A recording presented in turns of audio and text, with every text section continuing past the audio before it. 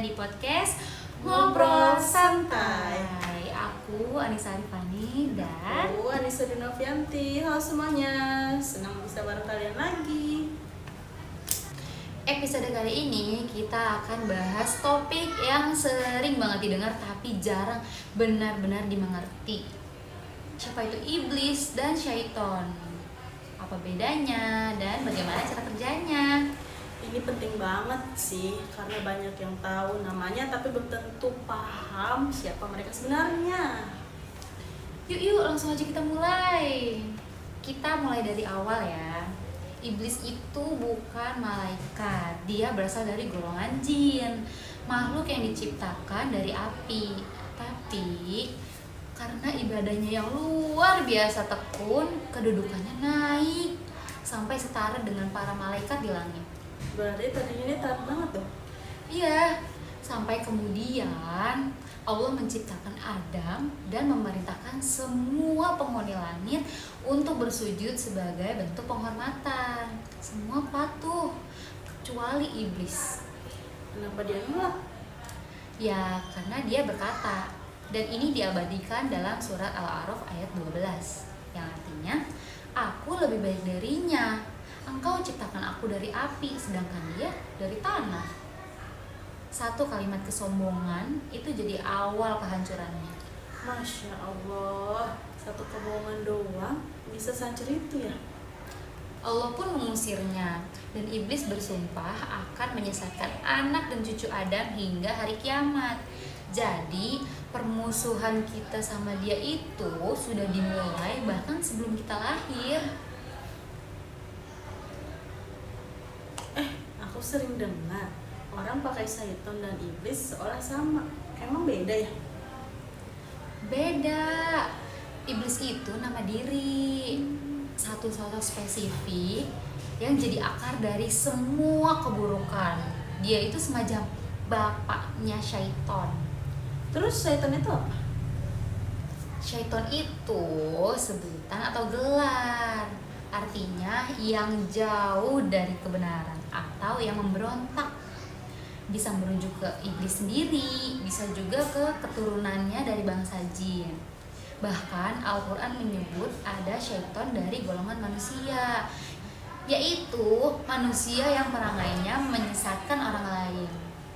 Oh, jadi intinya semua iblis dan adalah syaiton, tapi tidak semua syaiton adalah iblis.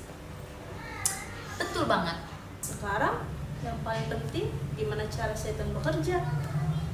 Pertama, dia itu berbisik, bukan berteriak. Dalam Al-Quran, bisikannya itu disebut waswasah. Terasa seperti pikiran kita sendiri, makanya kita itu sering banget gak sadar. Oh, itu yang bahaya ya.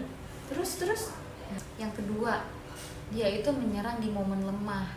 Saat kita marah, saat kita capek, saat kita kesepian, bahkan kita terlalu bangga, itu dia bisa nyerang. Rasulullah SAW bersabda bahwa syaiton mengalir dalam tubuh kita seperti darah. Makanya saat amarah memuncak, itu salah satu pintu masuknya. Pesan kalau lagi marah selalu nasihatin istighfar dulu. Astagfirullahaladzim. Terus. Ada lagi nggak? Nah, yang ketiga, dia bikin dosa tampak kecil dan kebaikan itu tampak berat. Contohnya, sekali ini aja. Ini bukan gosip kok, tapi fakta. Syaiton tuh emang jago banget membungkus kejahatan dalam kebenaran. Aduh, itu relate banget.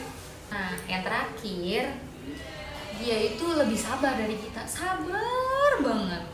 Dalam surat Al-A'raf ayat 17, iblis berkata, akan mendatangi setiap manusia di depan, belakang, kanan, kiri. Dia akan terus mencari celah, tidak akan pernah menyerah. Tapi ada cara melawannya kan? Ada dong, dan ini kabar baiknya. Syaiton itu hanya bisa membisikkan, tapi tidak memaksa.